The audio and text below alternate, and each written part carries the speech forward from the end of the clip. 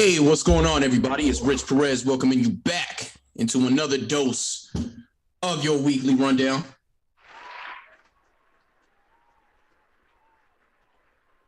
Joined in with me, as always, my brother from another, my co-host all the way from the O, Kayson Davis. How you doing, Kay? I'm doing good today. How you doing? Doing pretty good, man. It was a funny day. I don't take many digs at other sports teams, or one of my homeboys. Because breaking news today, Deebo Samuels of the San Francisco 49ers, a guy who's been a killer for the 49ers, the last 2-3 years, asked for a trade. It's very odd that it has nothing to do with money. Maybe he's not happy with how things are with Jimmy G's. Who knows? But he's not. He asked for his trade today. So Jets fans have been Jets fans have been the guy asking all the girls to the prom and just getting turned down left and right. Like it's happened twice already. It's probably gonna happen a third time. No disrespect. And my boy comes into the chat and he's just like talking about his pick, what he would give up to get Deebo Samuel. He throws in Denzel Mims and then 3 picks. And I just started laughing. And then he starts having a conversation with somebody else about if the Broncos played the Jets in the playoffs. And that just sent it for me. Well, no disrespect. That's New York sports, kinda. Everyone always wants New York sports always go for the superstars. It was just funny hearing somebody saying the Jets was going to go to the playoffs anytime soon. You know what I'm saying? But positive thinking. Yeah, absolutely. We love to see it, man. I'm sorry for taking that dig on y'all. It's been a minute since I've done it, but football, that was football news. So that was the only real big football news that we had. So we gotta really dig into this one now, man. Got to really dig into this hoop stuff, this hoops life. What we got to get into first, man? Should we save the best for last, or just get right to it? Because I know you know what I'm trying to go to. The game 2 is today in like an hour. We might as well get right to it. So that the Boston Celtics versus the Brooklyn Nets game 1 was absolute fire, scorching fire. Flex bomb for that one. Kyrie Irving was in his bag. KD did not play that great. The game itself was amazing. I mean, you could talk about turnovers and the officiating, whatever you want to call. I had no problems with the officiating. I thought turnovers were pretty bad though. But the game went down to the wire, literally seconds on the clock. And the Boston Celtics put it away with about 1 second left to win the game. I think everybody, myself included, thought Marcus Smart was taking that shot, which is probably why KD wasn't on his defensive assignment like he should have been. But, nonetheless, a great game. And I'll defend KD from that standpoint. Just, I think we all thought, I ain't going to speak for you. You can give your take on it. But I think we all thought Marcus Smart was probably going to take that shot. So he doesn't. He sees Jason Tatum with a clear path, throws it right up to him. 1 second on the clock. Game blouses, ball game. And I mean, it sucks for Brooklyn because Kyrie Irving was going nuts. It was like at one point it was like he couldn't miss a shot, and he was fueled by the Boston crowd. This seems to be real beef there still. He was fined $50,000 for throwing up the double birds at him, talking a lot of smack. I think what I saw from Kyrie Irving was like what we saw from Michael Jordan in The Last Dance when they talked about how Mike would make things up to fuel the fire a little bit. Kai, whatever's going on with the whole ball, I don't expect one single game where Kyrie doesn't look spectacular. And if KD is playing the way he should be, and now we're expecting Simmons to play around game 4, game 3, game 4, probably game 4. I still think this series goes 7, but I got a hard time believing that the Brooklyn Nets lose this game. You mean the series? I'm sorry, the series. I don't know. The series is kind of up in the air right now. I might be on the side of the Celtics, to be honest. The Nets still don't play no Really? defense. Yeah, the Nets don't play no defense for me. Obviously, if Katie or Kyrie goes berserk, then sure they could pull out the series. But I think what we seen in game one is most likely what we'll see for the whole series. It's really gonna come down to the role players. I think like obviously there's gonna be 1 or 2 games where both of them play well, but I think it's gonna be pretty tough with Boston's defense for a game where both of them just play berserk. But that might be good enough to get the series because really you only have to win one in Boston. I think it's unfortunate for them because that game one was definitely a great chance to steal one. Obviously, they have another one tonight, but that one was right in their hands. I think tonight's one would be a lot tougher. Obviously, KD has to play a lot better, but yeah, I don't think Kyrie's gonna back down to the Boston fans. But that also people just have bad nights some nights, so I think it's gonna be tough for him to put up that same performance again tonight. I don't look, man. I don't. Kyrie is spectacular. He hasn't. You got to. I think we also have to take into account a lot that he didn't play that much this season. He doesn't got the mileage in the playoffs that a lot of these other guys do. So I expect him to be full, especially in this series. I expect him to be full throttle because of that. But you're completely right about the defense thing, and that's why they're probably pushing to get Ben back in this series. If I'm the if I'm the Brooklyn Nets, I am once I get Simmons in there, you can't do it too much because he's got to have his legs under him, and he hasn't played all year. But I would want to stick him on Tatum. KD. No, Simmons. Oh yeah, I think that has to be the matchup for him. KD, that's another thing. If without Simmons, KD has to guard Tatum and then still worry about scoring. So I think that's going to take a lot out of KD. So Simmons gives he had. I mean, yeah, Simmons has to guard Tatum because that just takes a load off of KD. I think KD's offense would be a lot better when he doesn't have to chase Tatum around on defense. Yeah, and then like on top of that too, man. Here's like my word. These are my big worries when it comes to the Brooklyn Nets. We already know Ben is scared to come to the free throw line. We saw it in Philly. What I saw from Nick Claxton in game one was horrendous. This dude was absolute garbage basura from the free throw line. In a game like he doesn't miss those free throw shots, we're having a whole different story. You can't miss those shots. So I'm wondering, how do you have two of those guys on the court at the same time in crunch moments? You might not in certain situations. You'll probably try defense offense switch, but you can play Ben Simmons. You could play KD at the five and go Ben Simmons at the four, or whether it's KD at the four, Ben Simmons at the five. You can play small like that. So I think that's probably the option you go with. But I guess Brown is can hit free throws, but I think that's the lineup that it probably end up being. He's KD and one of those guys. It won't be KD in both of them. And I expect like I'm looking at the box scores for the Nets right now. Katie had 23, but if you watch the game, that's not, he shot 9 to 24 from the field. He They won played a fight. he played well in the second half though. So He played better. You need more from Bruce Brown. Why is Bruce Brown in there in this? Why is Bruce Brown in the starting lineup? Seth Curry, we can't even expect a lot from Seth Curry in this series. He's playing injured, and you can completely see it. I would have had Seth on the court instead of Brown in that last possession. But that's just me. I hear you. And then you know what I'm really what is going on with Cam Thomas? He's a rookie. What's going on with Lamarcus Aldridge, Blake Griffin, and Cam Thomas? I think Lamarcus Aldridge is the biggest one.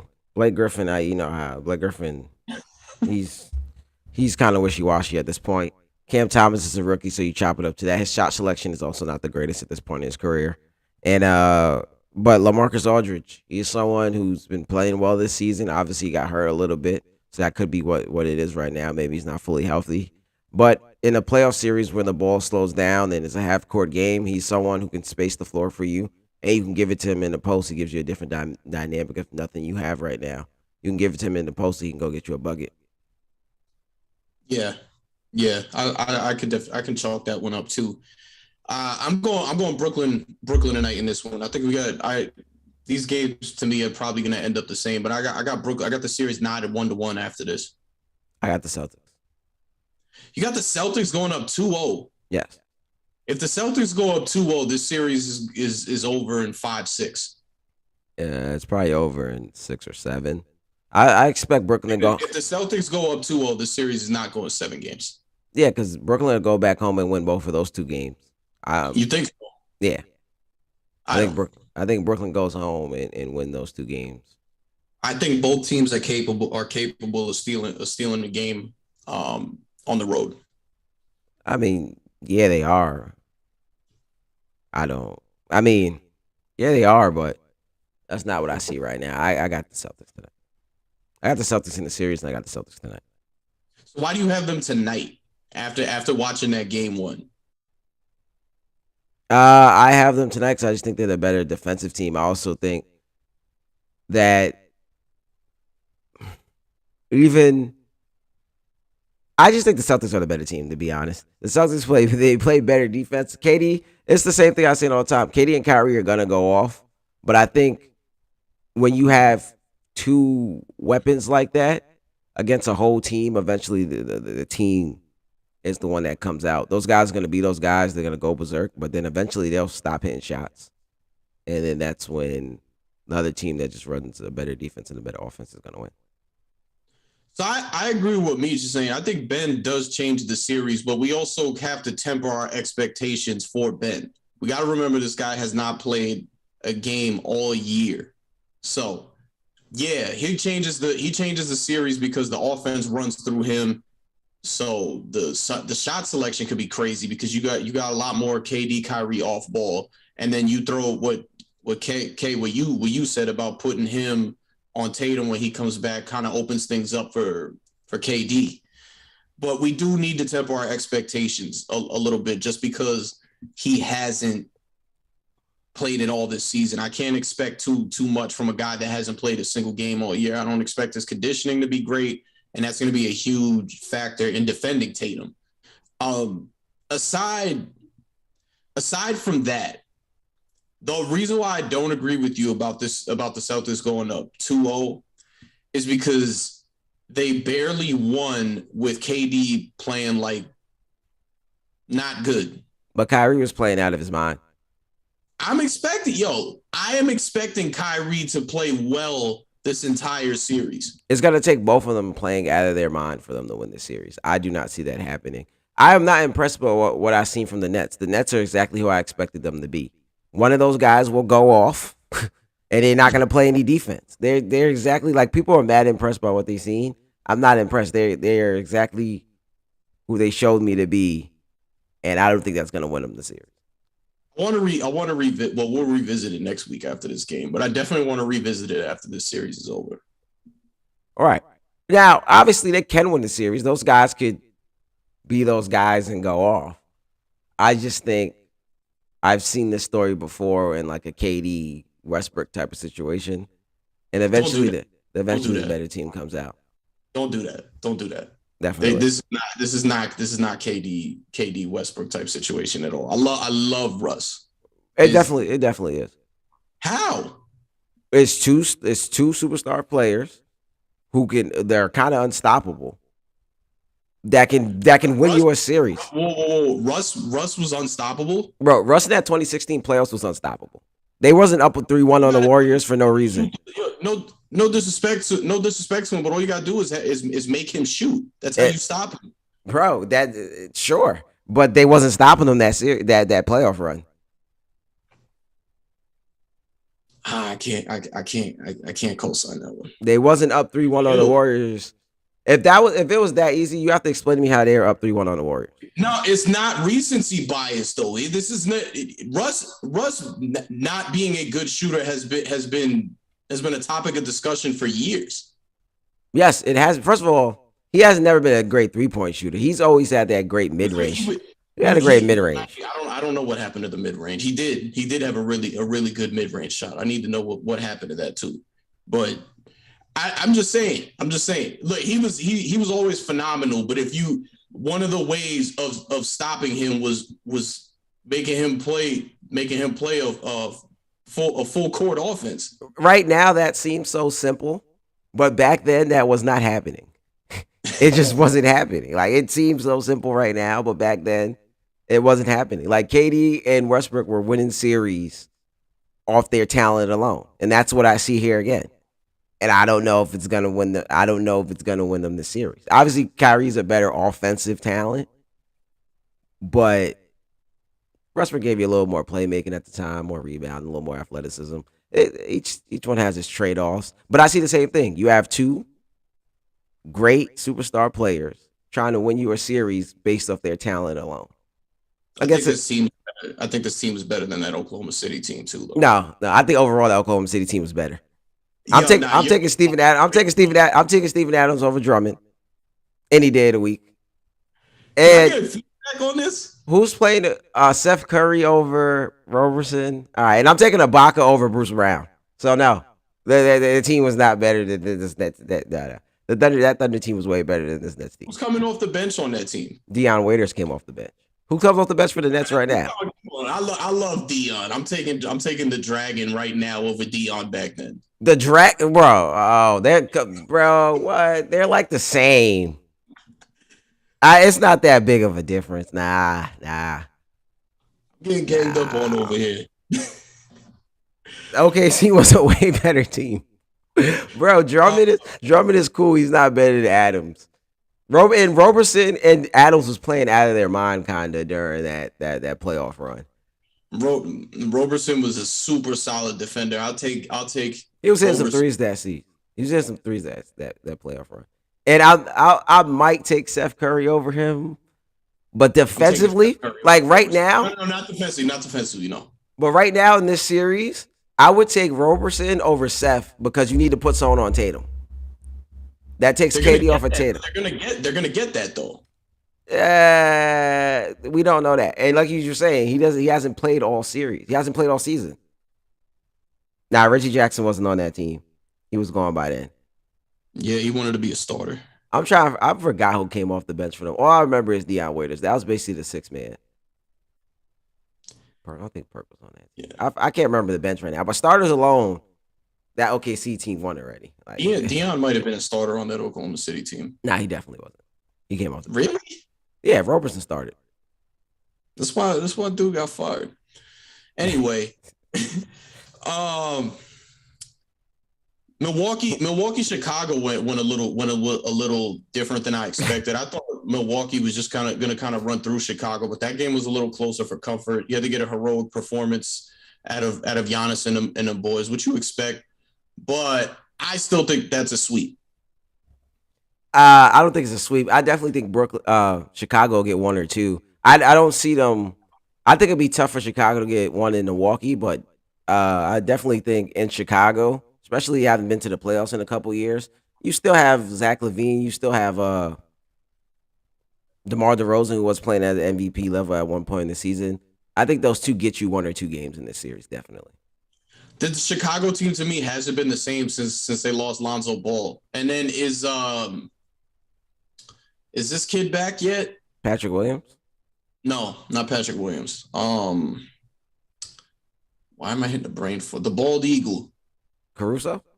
Yeah, Caruso's back. Okay, so I mean, having Caruso back is a step in the right direction. But I just think this team defensively and offensively, to me, hasn't been the same since they lost Lonzo Ball. DeRozan slowed down a bit. Like I said, they gave up a valiant effort. I won't be all right. I could see it going to gentleman's sweep. I don't think the series goes more than 5. Nah, I can see it going 6. I think Zach LaVine and DeMar DeRozan can get you 2. I think they can get you 2. In Chicago. You're talking like DeMar DeRozan and Zach LaVine are those guys. They can be on any given night. Like LaVine can go off. I can see them going home for game 3 and LaVine dropping 40 and getting them a dub. I think you need more than Zach LaVine for you to beat this Milwaukee team. Like, are we disrespecting this Milwaukee? Is Milwaukee one of the most disrespected champions? No, I don't even think that's disrespect. That can happen to anybody who has all-star players on their team. They can go get you one. And I think DeMar DeRozan, obviously he's fell off a little bit, but I just think those two can get you they can get you a dub. If they're both hot, yeah. But I think that top to bottom, this Milwaukee team's too good. Yeah, they're not a top 2 seed, but I mean, I'm not gonna kill. I don't think that their season's indicative of what they can do in the playoffs. Like Milwaukee is Milwaukee's probably going more than likely going to the Eastern Conference Finals. And if I had to pick gun to my head, I'd say they're going back to the NBA Finals. Obviously they have a chance. All I'm saying is I think they'll definitely get you one. I can see it going 6. And I don't think that's no disrespect to the Bucks. I think that's just giving Zach LaVine and DeMar DeRozan their credit. I'm gonna be nice and say that they get taken out in 5. I can't agree with them being able to get you 2. I think that the end of that game 1 showed that the Bulls aren't just gonna get stepped over here. They're still a solid team. I don't think they're gonna get stepped over. But what team can I think of that got like swept, a gentleman swept, but every game was close? This is like a couple years ago. I remember this happening too. It's just like, all right, man, you got your participation trophy. You went down swinging, but you still got swept. You still got gentlemen swept. I definitely see them getting you 1. I can see them getting you 2 though. All right. I see B Hodge don't agree. He's over here talking some talk. Zach LaVine is overrated. Y'all just talked yourselves into 35 tonight. Let's get it, Zach. I'm putting a phone call. Oh man, Meech said the Pacers every year. That's a good one. You know what? He's so right about that. He is so right about that. So right, that's exactly what I was talking about too. That last year with Paul George, when they played the Cavs, literally every game was close, and they lost every game. Yeah, well, like I said, I can see them getting 1 or 2. I'd say Golden State is sweeping. Yeah. Golden State is sweeping. You know, I want to say that, but every time I say that, I feel like the Nuggets just find a way to make it interesting. I thought that the Jazz was going to get them a few years back. I mean, obviously they had Jamal Murray and those guys. I'm still going to rock with it. Yeah, the Nuggets don't have no chance. All they got is Joker. And, you know, obviously you've seen what Draymond's been able to do to him. They just don't have the offensive firepower. Poole's playing out of his mind. Curry's going to be Curry. So. Did you hear there's a new big 3 over there? Yes, I've heard all the talk. How are we feeling about that? We would ready to concede. So first of all, it was supposed to be your man Wiggins, but apparently it's not. I would have to see.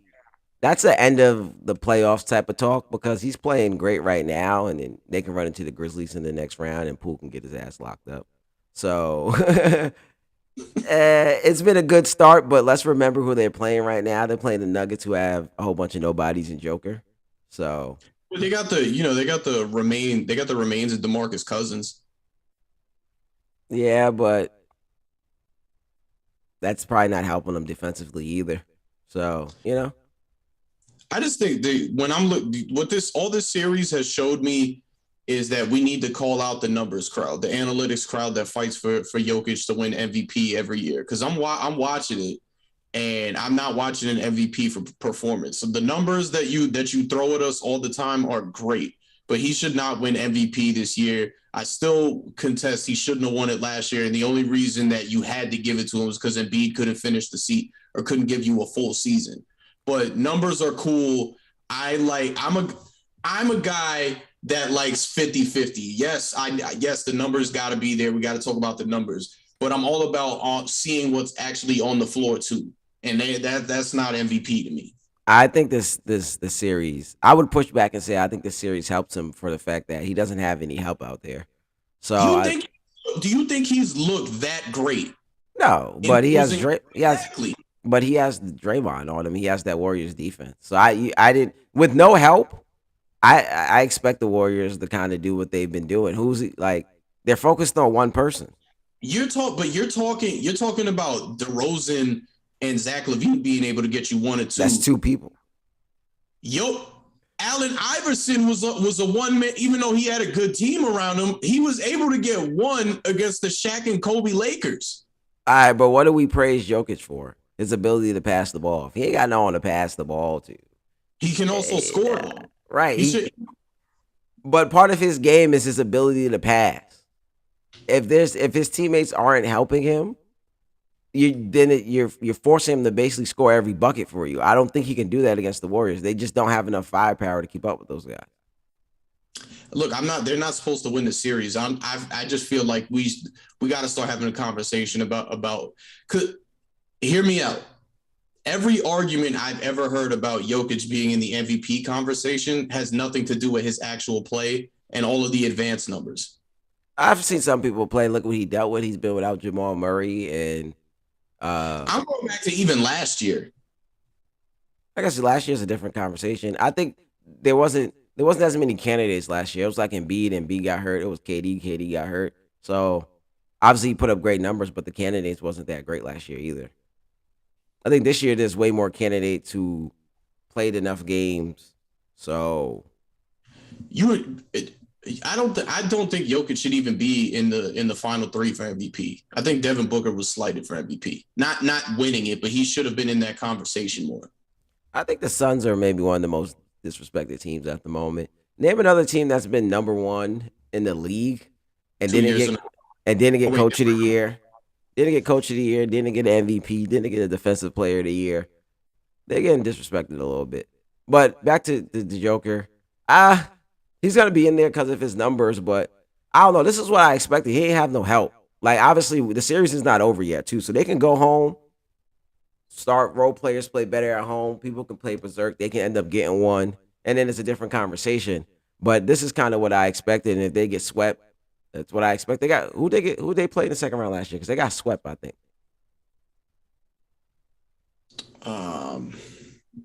It wasn't the Clippers. Did they play? No, they didn't play the Suns. Oh, Clippers. The Clippers didn't do nothing last year. No, they played the Suns last year in the second round. They got swept. Okay. They're gonna get swept again this year by the Warriors. Yeah, they're getting swept. Get the broomsticks out. They also can go Golden State in 3. Meech did. This is what I expected, bro. He doesn't have any help, and he's not like an Allen Iverson scorer. Like Allen Iverson is a scorer. Like Jokic is like he gets you buckets and stuff, but there's more to his game. Like Allen Iverson is a killer. Like you know what I mean. Someone like that can get you one. You know what I mean. The Joker is gonna need a little help. I guess, man. We're gonna have this on again. Maybe next week we'll take some guessing. I'm with it. You with it? Yeah. All right, yeah. So we might do some call-ins. We already got some good people in here who I know could call in and get some great insight. By next week, we'll see where Philly's at. We probably definitely gotta get Meech up here because then they're probably. Say it too. I was just gonna say it too. I saw his comment where he went and said Toronto was a bunch of bozos. They should be starting their second round series. We'll see where we're at after game 1 against the Bucks. You know what? I was gonna go full social media team going into game 3 and post your clip from last week. See if Toronto might actually think of doing it. What did I say? Oh, with opening up over there. Well, I forgot what I said. What did I say? Because Toronto's still kind of on a shutdown and stuff. Oh. Right. Yeah, they got to sabotage James Harden. Yeah, I mean, you're already down Matisse Thybulle, so go ahead, hurt him a little more. I'll tell you what, though, man. Let's just go ahead and dive right into that Philly series. They've been putting it on Toronto, and it definitely hurts. Toronto loses Scotty Barnes at the end of that game 1. I am not impressed with James Harden. And James Harden looks like a shell of himself. Yeah, I think the hamstring injury really hurt him. And you remember last year, he wasn't even supposed to come back there early. He kind of came out there. And if you've seen all this season, he hasn't looked the greatest. Now, luckily for James Harden, he's been passing the ball well, and everyone else has been playing well. I think as the playoffs goes on, and maybe some of those role players don't play as well, I think that's when we're really gonna really get on him. But right now they're still winning, so you can say maybe he's passing more because guys like Maxey and those guys are playing well. But we'll see. He doesn't. I think everyone can say he doesn't look like himself. Philly got fleeced. Maybe it wasn't Brooklyn's intention, but Philly got fleeced in that deal, if you ask me. And then they have, bro, Philly goes up against Miami second round. They're going to get punked. Embiid won't get punked. I was about to say Embiid's not good. Well, Embiid won't get punked. He'll eat. But everybody else is going to get punked in that series. They got some good strip clubs in Miami, man. I don't know. I don't know about your boy James Harden. Uh, I see what you're saying there. I'm trying to think.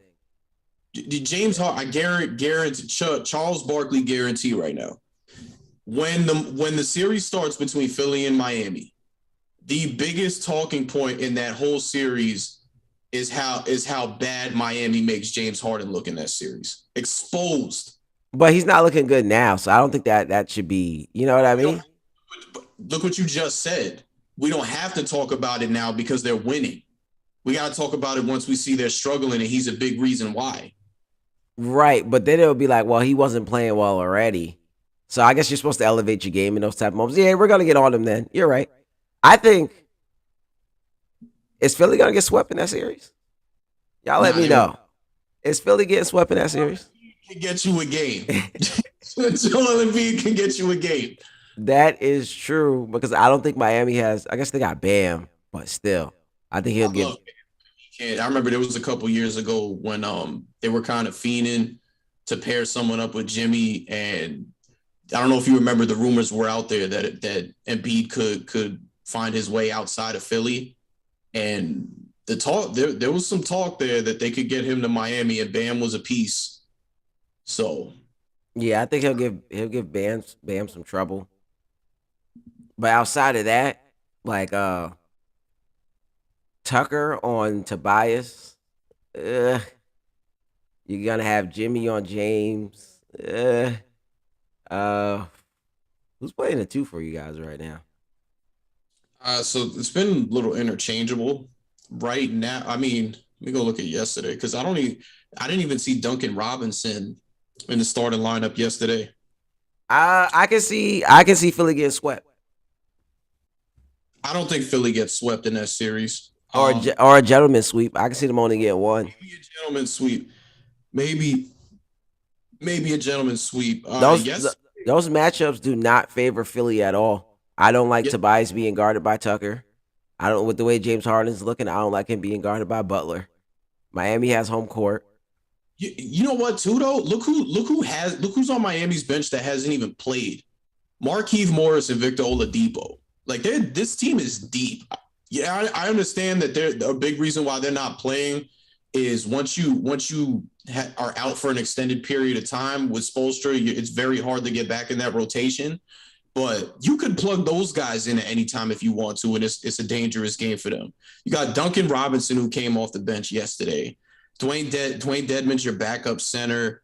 Gabe Vincent, Caleb Martin, whose game I love. Tyler Hero. Starting lineup Strauss, who's been making noise as a rookie for them this year. Another big find for them. Yeah, they don't match up well. Philly does not match up well here at all. I don't even think Maxey's looked amazing in this playoff series against Toronto. I think he probably comes back down to earth against Miami. I was gonna say the only hope is Embiid going off, and I don't know who's gonna be guarding Maxey, and if Maxey can get off. Because all the other matchups are not looking too great for them. And I can see Philly getting swept. Meech is going to love this.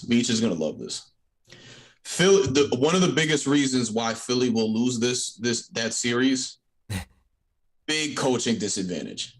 Huge coaching disadvantage. Yeah, I can see Philly getting swept. I don't like the matchups at all. I don't like the matchup for Philly at all. Embiid gets them a game. But yo, we can go back. Look, I'm gonna repost that clip. It's on the rundown page already. We got to start the same way that we've been going at Russell Westbrook the last 2 years. That smoke has to come to James Harden. Has to, especially now. If they just get tossed around by the Miami Heat in the second round, gotta have some words for that man. Also, I'm making my comments based on I don't think James Harden is going to be able to turn it on in the next round. I think that hamstring injury has hurt him more than we realized, and I don't think he's that James Harden anymore. At least not for this year. So I think that's what's going to hurt them in the second round too. Now, if I'm wrong and James Harden is James Harden that we know, I think Philly has a great chance in this series. But with the way things stand and look right now, I'm scared for Philly. Unbiasedly speaking, I'm taking the Miami Heat in about 5, 6 games. I'm not making no solid thing, but like I said, next week I'll have my solid answer. But right now, I'm scared for Philly. I can see them getting swept. I don't think Miami is going to sweep Atlanta, though. They beat Atlanta convincingly both games. I think Atlanta gets one back in Atlanta, and then this thing ends in 5 in Miami. Atlanta's a weird team. Atlanta could get two, and Atlanta can make this a 7 game series. I don't think so. I think again, coaching. I think coaching is too good. So far, we've seen in these 2 games that they've had no answers for what Spoelstra's throwing at them on defense, and I don't think that changes back in Atlanta either. I think enough of them where they get one. I think they set their home record in the last couple games was like 20-5 or something. They played really well at home. I think if Trey Young can figure out that defense, obviously Miami's in trouble. They can make it interesting. Obviously, we don't know what's going to happen with Capella, but Trey Young has to Capella's figure out done. that defense. Capella's done. Don't expect him back this series. Um, what Miami's doing to Trey Young is what Cleveland did to Steph Curry in the 16 NBA Finals. Just throw bodies at him. He doesn't have the size to compete when you're doing that. You gotta take. We talked about him being a one-man show pretty much over there anyway when it comes to their success. No disrespect to the other guys. They've got some very talented players. But the way Atlanta moves is they go as Trey goes pretty much. Them as a playoff team has been because he's been able to shoot the lights out. He led the league in scoring and assists this year. And you X him out, your recipe for success is pretty good to go. Yeah, Bogdanovich played well in that second half to get them back in the game. They have some shooters, and especially at home, they can make it interesting. That's kind of why I picked them to get when we did the show a few weeks ago. That's why I picked them to get into the playoffs. I think they're kind of scary. They're up and down, so if they're gonna, like I said, they could make it a series or they can get swept. So Trey Young has to figure out. They have to figure out something with Trey Young. And then Collins is just coming back. I think that was his first game back in game one. Hopefully he can get things going. They can make things. They can potentially make things interesting. All right. So we talked Brooklyn, Boston, Milwaukee, Chicago, Philly, Toronto, Miami, Atlanta. We did get Denver, Golden State out the way. So let me get this last one up before we get to the 2 good ones. The Mavericks tied this thing up last night. That was one that Utah really needed. You're buying time for Luka. I think he's expected to come back game 3 too. Now that I would if Utah would have went up 2-0, I would have picked them to win this series. Now that it's 1-1 and you're getting Luka back, I got Dallas and probably taking this one in 6 or 7 games. If you're Dallas, you're able to get the split at home. You just need to win one game in Utah. Do you rest Luca another game and try to bring him back game 4? No, not at all. Because we want number one, one of the toughest places to play in the NBA is Utah. I'm not taking my chances. They got to be the Jazz have to be the odds-on favorite to win game 3 at home, and then to put him back in a hostile environment like that for the second game when you got to worry about him just kind of shaking the rust off and things like that, even though it hasn't been too long, but still he's had some time off. I wouldn't take my chances doing that. But Potentially that's a recipe for disaster when you're that is true. But you give him maybe a few more days to rest. And I think everyone figures this out when playing Utah. Shout out to Jayla because he brings this up all the time. Rudy Gobert is kind of unplayable in the playoffs. For them to win the series, teams figure out that you're gonna play 5 out and you're gonna get open shots. Teams just have to hit the shots. So do you try to ride that wave into game 3 and give Luka more time? Like you said, you're playing with fire here, but you're also playing with fire, bringing them back too early. They can take the Sam Presti approach, which is scared money don't make none, and just be like, hey, we're kind of pushing our chips in on this. We feel like if we get him rested more, to be better in our favor for this series, and it could work, but I don't. That's a big risk you're taking. It's a really big risk you're taking. If you put him out there in game 3, y'all win game 3. Do you consider sitting him for game 4? No, he's not. He's not even gonna sit. But he wouldn't even do that. I couldn't. I could. Once he's in, he's in. All You right. can already like when they talk about the technicals, and then they were explaining to Jason Kidd how many technicals you get before you miss a game, and I think he had 2, and Jason was just like, I'm gonna tell him he only has 1 left. Like that dude, when he's in, he's in. I'm gonna give you another one, just like how I've been saying since Portland made the conference finals, right after they lost in the conference finals, time to blow it up. Here's another one. Rudy Gobert and Donovan Mitchell, it won't work. They don't want to play. You can kind of see it. They don't want to play with each other. They're clearly not. It's one thing to not be cool off the court, but when that kind of takes its way into the actual play of the game, then you got another problem. We've been hearing the rumors, not even just the rumors. We saw it. The Knicks brass was in Dallas over the weekend scouting. Don't Donovan Mitchell's your guy.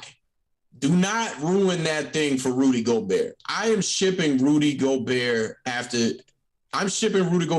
of Utah after they get bounced in the playoffs.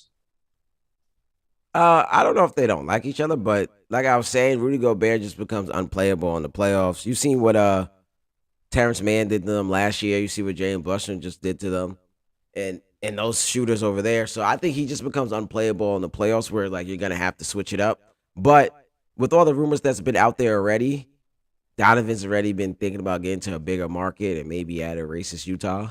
So I think he may take this opportunity to get out because it may be now, or maybe not never, but it may be now, or you wait a little longer. So right now, you go out in the first round, Luka doesn't play. If you axe out, nobody's gonna look like, no one's gonna be like, oh man, no one's gonna get on you. They're gonna be like, right, you should axe out. But if they go build that to get rid of whatchamacallit, and then they build that team around him, he may not be able to get out of there for a while. I think it's a different story, man. Look, Meach just hit it right on the head. What, 2 passes? 2 passes. He doesn't want to give him the ball. Like when that COVID thing happened, like that, he ain't let that go. Bro, if I was Donovan Mitchell and we're in the middle of a playoff series, not unless I'm giving him a lob at the rim, I don't want to give him the ball either. Like he can't post up, he can't shoot. I really think there's something to that. I'm getting rid of Rudy Gobert soon. I don't think they're going to win this series now. I'm getting rid of Rudy Gobert as soon as the series is over. You have to. Like I said, he's unplayable in the playoffs. Like he's great during the regular season, defensive player of the year, all that's cool. But when it's people just play 5 out on you every year and you lose your playoff series, eventually he has to go because he becomes unplayable. Or coach doesn't want to make the move to put him on the bench. Like I would have to put him on the bench some playoff series and say you're not playing this series. Now when you run up against a team like Denver, when you can play him against a Joker, things like that, you play him. Just some series, this is not a good matchup for you. You're gonna have to sit down or get rid of him. Yeah, I'm leaning a lot more towards the latter. Also, what do you think you're getting for Rudy Gobert on the market? I don't think you need to. I don't think you need to get you're not. You're not gonna get any haul back for Rudy Gobert. He's, even with him still being in the Defensive Player of the Year conversation, he's not a player that commands a ton back. So You can get me a pick or two. They're not going to be first rounders. Neither would be first rounders. So you Um, have to blow that team up. You can't keep Donovan on that team like that. That makes him worse, honestly. unless they're gonna go hunting, I don't know. I just think that team should be able to find they're a team that's had success the last couple of years. Don't get it twisted. You still got Bojanovic over there who's been fantastic for them the whole time he's been there. It's not like if they get rid of Gobert, they're devoid of talent. But they'll still have shooters around him. They don't have. I guess Donovan's the other all. I mean, Rudy Gobert's the other All Star. They won't have another All Star over there. They get worse if you get rid of him. They don't get better, or they don't stay the It, same. it depends, man. I just feel like no, they don't stay the same. But if you know the addition by subtraction thing, Yeah, but I don't know. I feel like you to keep Donovan there happy. they're not. Utah is not trade. I feel confident in saying that if Donovan asked out, Utah still wouldn't trade him. That's gonna they're gonna get into a tight situation. I think he's gonna start forcing his way out, or they would have to. That's what I'm saying. Getting rid of Gobert is just not gonna solve everything. He signed his extension already, right? I think so. How many years are left on That thing should be fresh. That thing should still be fresh. it? Well, we seen what this guy just did. Ooh, Ben Simmons, his contract is still pretty fresh. He axed out. So yes, his thing was different. I don't even like talking about that. I'm so weird. I could see him. I guess no one wants to be in that type of situation. Yeah, Donovan's contract's not up until 20. He has a player option in 2025. So next year, we'll have 3 years left on his deal, 4 years with a player option. He can force his way out. You know, the NBA, the way the NBA we in now, anyone can force their way out. Yeah, yeah, you got a point there. Let's move on though.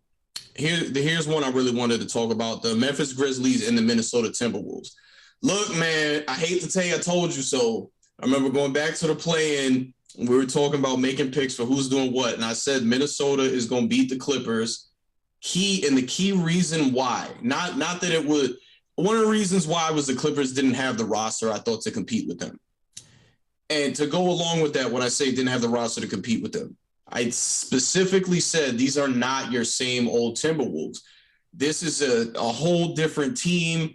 I like that young core three that they're running out there, even though D'Lo hasn't played that great in this playoff series. I think he's due. Anthony Edwards is phenomenal. I agree with you, by the way. I saw your tweet. Anthony Edwards is quickly turning himself into the number one option on that team. I said I picked Memphis to win this series, but I was like, because I was talking to one person, they're like, nah, they're getting swept. It's like, no way this Minnesota team is getting swept. They can go with them. They can hang with Memphis. They won't win this series, but they can hang with Memphis. And we've seen that in game one. For most of game two yesterday, they were competitive till about late. Nah, they got smoked after the first quarter. They were very competitive in the first quarter. Nah. I didn't really see that game get away where I'm like, nah, this game is over until like mid second half. They started fighting. I see what you're saying. They started fighting chance, but the game, like the Grizzlies really took control of that game after the first quarter. They I didn't got they didn't Go let it ahead. fully get away from them, but Minnesota was well in control. I mean, Memphis was well in control of that game after the first.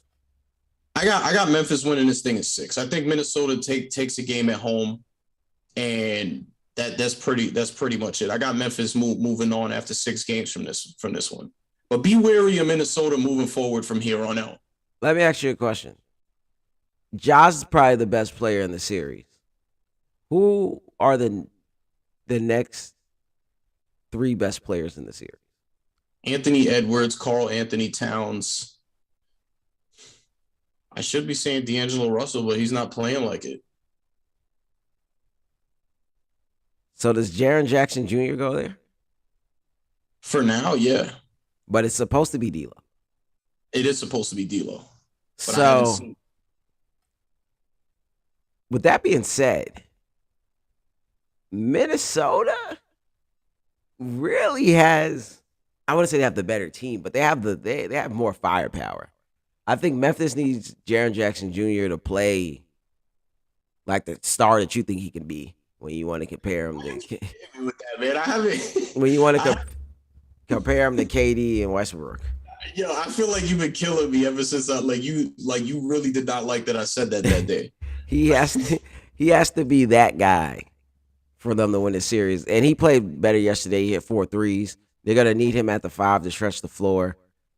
Minnesota, I've been very impressed with Minnesota from the play-in game to now. I think in that first game, I think their defense really hit the Grizzlies by surprise. I think he figured it out yesterday, but he's gonna start getting hit with the same problems Westbrook has come playoff time. They're gonna pack the paint, and you're gonna run into some issues. He When can shoot. yeah, he can't. I mean, you're gonna live with that though. But yes, he can shoot. So I think that first game, and then also what I like that he does I shoot saw. weird. He shoots like he's throwing the ball. But also something that I like that Minnesota did, it was surprisingly, I think everyone came into the series thinking that it was gonna be Pat Bev versus Ja. And they threw Anthony Edwards on Ja, who I is like that. Yeah, I agree. who's just as athletic and probably has maybe 3, 4, 5 more inches on Ja. And I think that really messed Ja up in the first game. So I'm Very. interested. Uh, Memphis made the adjustment. Josh said he had to make quicker passes and things like that. I'm interested to see where we go from here. Like I said, I think it goes 7. I'm not as confident in Jaren Jackson Jr. as you are. He was great defensively in the first game. I think he had like 7 blocks or something. He has to But you play. gotta go. What'd you say? But you gotta go in 7. Yeah, I got to go in 7. I think Memphis gets him in 7. I think Minnesota causes some problems maybe we didn't see earlier on. Their defense was really, really good the first game, and I think it was still solid yesterday. I think obviously in playoff series you make adjustments. Memphis has made a few adjustments. If I still think Memphis has a few issues, and like I said, I'm not as confident in Jaren Jackson Jr. as you are. Look, I had if Memphis gets out this series, I had them going to the conference finals, even against Golden State. I had them beating Golden State. If this series goes 7, I'm not taking them to get out the second round. I think that's too much for you to deal with in the first round for you to be able to make a run. They're young. I think they'll be all right. I think this series is going to help them more than anything.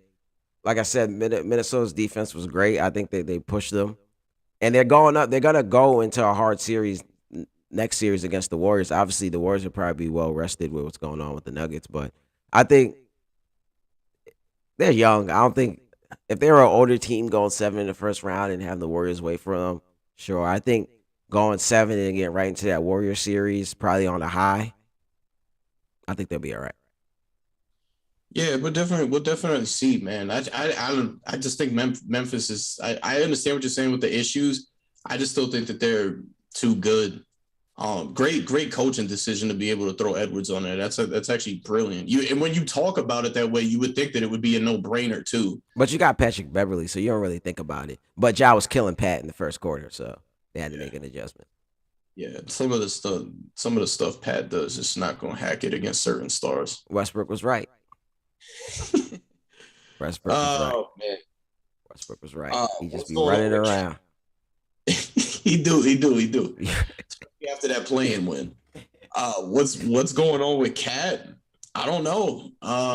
He played well, yeah. He did. Has he played terrible? Cat actually played well in game 1. Yeah. Cat actually played really well in game 1. I guess he did it quietly, but he did put up big numbers in game 1, and he didn't look that terrible doing it. My issue with Cat, and it's been an issue his entire career, he just doesn't know situational basketball. He gets himself into foul trouble like at the worst times. He fouled out of the playing game with 7 minutes left. He had three. I think it was yesterday, or was it game one that he had three fouls before it was even the half. His IQ when it comes to situational basketball is terrible. Yeah, I don't think he's played terrible. Like you say, he gets himself into foul trouble sometimes. He's played decent enough for me. Obviously, I don't think he's that guy that we all thought that he was gonna be. But also to give him some credit in the league, we have realized that it's easier for guards to dominate the game than it is for big men sometimes, especially when you don't have the proper guards around you. But yeah, foul trouble is gonna be his biggest issue. And then the Grizzlies played I think his name is Brooks. I don't know his name right now. Dylan Brooks, Nah, not Dylan Dylan. Brooks. Nah, they have someone else. The big man, he played yesterday. He really killed them. Who was another big body to put on Towns? Towns is not the strongest guy. Yeah. Um, I mean, that's a huge point that you made too. That was one of the biggest reasons why I said the Rockets had to take a guard in last year's draft instead of drafting Evan Mobley. Because at the end of the day, this is a guards league. You can be the biggest name in the front court all you want, but this ain't this ain't 90s and early 2000s basketball anymore. Guards just dominate this league. Yeah, it's easier for them to get the ball. Call the ISO. It's harder because the bigs have to post up. People front the post, send doubles and things like that. But Evan Mobley, to his credit, wouldn't have looked like a bad pick for them right now. No, but Jalen Green doesn't look like a bad pick for them right now either. That is true. I wanted to look up that Brooks that you were talking about. I think his last name is Brooks. I may be completely wrong, but Yeah, I don't see the only Brooks I see is Dylan Brooks. all right. I don't know his name then, but he's a Look, big. Who came off their bench? Brandon Clark, Not Clark. Tillman. Was it Uh, Clark? nah, actually, it might be Tillman. All right, because Tillman played 20 minutes yesterday. Yeah, 13-7. It might be Tillman. Yeah. Let's close this one out with the Phoenix Pelicans series. I'm not gonna lie, I thought that was gonna be a sweep. But you know what? Chris Paul is 0-14 when when my man Scott Foster is reffing his games. I can't believe that the NBA is even letting that happen. That should not be a thing that happens until like the conference finals at the least. So if you're rooting for the Pelicans, when you see Scott Foster's reffing this game, you knew you had a chance. To make matters worse, Devin Booker gets hurt, couldn't finish the game. I don't think he's even going to play game 3. No, they say he's probably out game 3 and 4. Yeah, that's a problem. Now this series possibly can drag out unless one of these other young guys can step up for them. This series possibly drags out further than you wanted it to. I didn't think that it would be a sweep anyway, because we keep going to that. He can get you a game. He can get you a game. BI and CJ could be able to get you one. But now that, you have no Devin Booker, this thing gets a little – I'm still picking Phoenix to win this series, but this thing gets a little scarier for them now. Yeah, definitely. I expected the Pelicans to play better. I was even at Hodges' house talking to him. I was like, the Pelicans in game 1, a lot of those guys haven't been there before. That was a fill-out game for them. I expected them to play better in game 2. Obviously, we didn't see Brooks going down. So just more to what you said, I think the series gets dragged out a little bit more now. I think the pressure's on Phoenix now going back to New Orleans. I think even if Phoenix lost this game and still had Devin Booker, it wouldn't be too much pressure on them. I think it's easy for them to go in there and win 1, even 2. I think the pressure's on them now to go in there. And the Pelicans are playing with house money. You know how it is when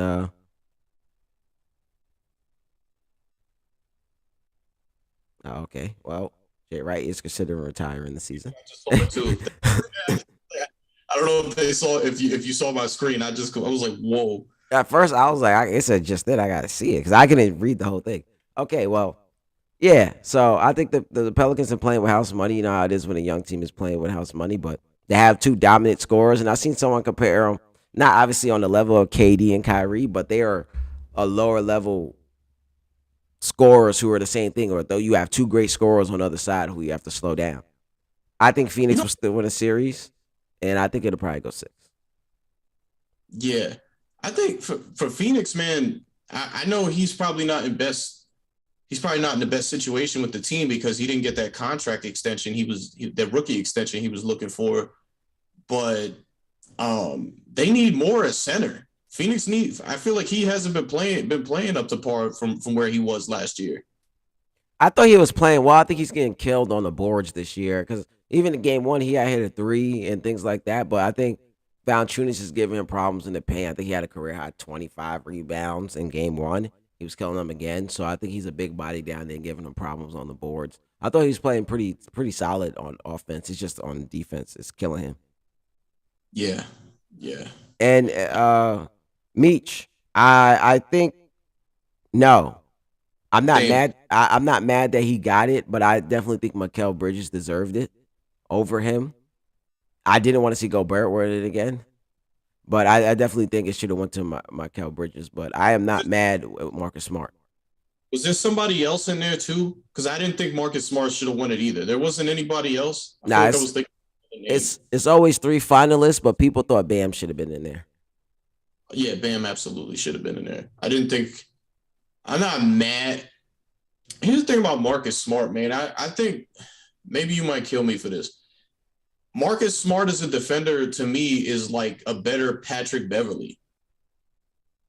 I don't think he. I personally don't think he's that great of a defender. I think he's a really good defender, but I don't think he's that great. I think he does a lot. I think he does a lot of flopping. I think he's a pest. I can kind of see what you're saying, but he definitely plays defense. I think he might. I don't know. Like I said, I'm not mad at it. I thought Mikal Bridges should have got it. But I'm not mad at Marcus Smart. He's a guy who plays defense. He gets out there. He hustles. I mean, I did watch Kyrie give him 38 the day before he got the award. So bad timing maybe.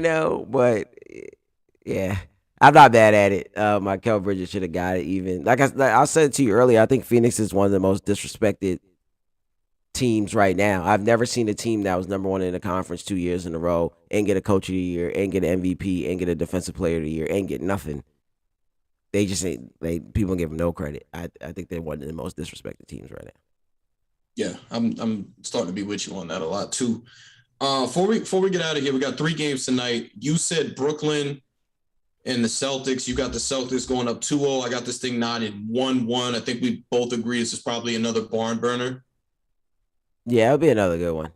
Yeah, it'll be another good one. That's starting right now. Don't leave us yet, though. We're almost out, I promise, but don't leave us yet. 76ers, Toronto Raptors in Toronto. Oh, it's game 3 tonight. Woo! Okay. Is likely retiring as head coach. That is crazy.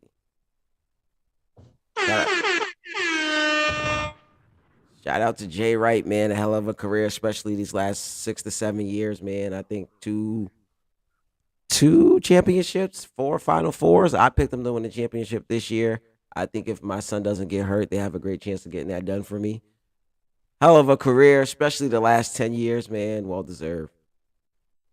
Yeah, former Hofstra coach too.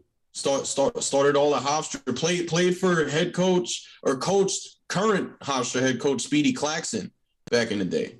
Had a hell of a career. We can even talk about how good he was before he got to Villanova. Hell of a college career. If this is really happening, I'm sad to see him go. Because I feel like he had a lot more coaching in him. He's not that old. I mean, this is the same year we lose Coach K, and Coach K is like in his 80s, damn near. So, that sucks. I'm a Jay Wright fan. That sucks. I definitely can't wait to see the press conference. But big news from Shams Charania out here beating Woj to the punch. Yeah, big news, man. I'm a fan of him too. Like I said, I picked them to win this year. I think they're always, and I was telling everyone I didn't know who was gonna win, but Villanova's a solid pick every year come tournament time. Be interesting to see who takes over that job. It'll be a good job. This seems like it's coming out of nowhere, so I don't know if they had someone coming. I think COVID changed a lot of things. I think we might see a lot more older coaches start retiring. I think people probably want to spend more time with their family now. So shout out to Jay Wright, man. A hell of a career, like I said, especially the last 10 years. Yeah, 100%, 100%. Yo, my gut is telling me to take the Sixers, but something else in me is telling me to pick the Raptors in this game 3. You go, you go. I'm not Do ready we to know if pick it. Scotty Barnes is back yet? I don't think Scotty Barnes. I think Scotty Barnes is done. I don't expect to see Scotty Barnes the rest of the way here. For That what looked bad. because I feel like Toronto could get one, and I feel like it would have to be tonight. But I'm gonna go Philly. Sutton's telling me go Philly. I'm going Philly. From what I've seen in the first 2 games, they do not have an answer for Embiid. They don't even have a center out there. The center they do have is like 6'9". He's too skinny. They don't have an answer for Embiid. I got Philly. Ah, man. Yeah, I'm gonna go Philly too. I'm gonna go Philly too. I want to go Toronto though. I want to go Toronto. No, I know. I want to go Toronto, but I'm gonna go Philly. I think Toronto might be able to get game 4 for sure. Yeah, that's what I was thinking. I think Toronto. I'm gonna go Philly for game 3. I'll go Toronto game 4. But would not be shocked at a sweep. But I feel like Toronto can pull one out over in Jurassic Park. I got Bucks, but to end the night, Bucks beat Chicago tonight to go up 2-0. I think if Philly was smart, they'll try to get the sweep. But yeah, I got the Bucks too. I think the Bulls win game 3, but I got the Bucks tonight in game 2. All right. Anything else before we get out of here? Man, what a crazy that was an interesting show. Yep. Well, welcome to the playoffs. I think by the time we talk to you guys again, it will be getting close to the second round. So, if not started, this is what I love though. We've been doing this for about a little over 2 years. I feel like our best shows have always been in the NBA playoffs. That's where the magic happens. That's where stars are born. But y'all, the Nets game is about to start, so y'all make sure y'all check that out right now. Definitely, Meech, we got you. We definitely will. Yeah, definitely, because that fight we've all been waiting for is about to happen. What you think about the Spence fight the other night? Real quick. Man, I was in Dallas for that. I wanted to go in person. I ended up going to some other spot. He looked great. He looked good. He just had the one hiccup where he thought that they stopped the fight because his mouthpiece came out and he definitely got hurt. But he looked good, man. He looked really good. If you watch everybody that he fights, all their faces look the same. Yeah, he said guy. I was saying they should have stopped it maybe a round or two early. Even when the first time the doctor looked at it, he looked like he really couldn't open his eye. But it looked like, you ever seen the Goonies? Yeah.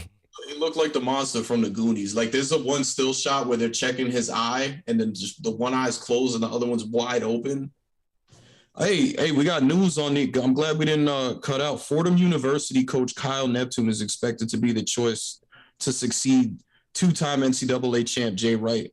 Fordham. At one point, I wanted to go there. Interesting. I don't know too much about him, but that should be interesting pick. We'll see how it ends up turning out. I've been tuned in to the New York sports radio a lot during March Madness and stuff. And you know, Michael K. They got the Michael K. It's the rush hour show back in New York. He's a Fordham grad, so he's talked a little bit about him a lot. Heard some good things, but it's a lot. It's some big shoes to fill. Behat said Crawford gonna knock Spence out. Yo, real quick, who you got?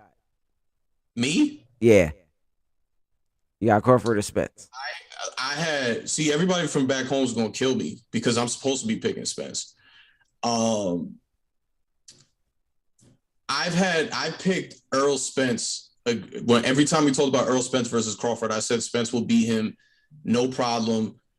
Why? And I never understood why anybody would pick Crawford because who has Crawford fought? But then I saw what Crawford did to Kell Brook, and then he fought somebody else too before Kell Brook. And Earl Spence is a big 145. He's cutting a lot of weight, whereas Crawford's not really cutting weight. And I don't know if you remember the video that they had where they were backstage. Yeah, when they were betting or something. Something like that. But then they were just talking back to each other, and Bud like grabbed Errol's stomach and was just like, "Yeah, take care of that." Like sized them up. Like they used to do this back. Ask your older heads. This is what boxers used to do back in the day when they knew a guy was cutting a lot of weight. Just feel them up to kind of get an idea of how much weight they were pulling coming into the fight. So like that's gonna be something to watch, especially if that fight drags on. That's what it was. Between what I saw Crawford do to Kell Brook and Sean Porter is what made me flip and say I think that he'll beat. Not that I want it to happen. I'm a Spence guy all the way. But after seeing those two fights and comparing them to when Spence fought both of them, it's a little hard for me to go against Bud Crawford now. All right, so next week we gonna start off with boxing. We gonna get Meech up here. Then we'll get into the Sixers, and then we'll go from there. Say less, man. Say less. All right, yeah, I appreciate y'all for pulling up. See you guys next time.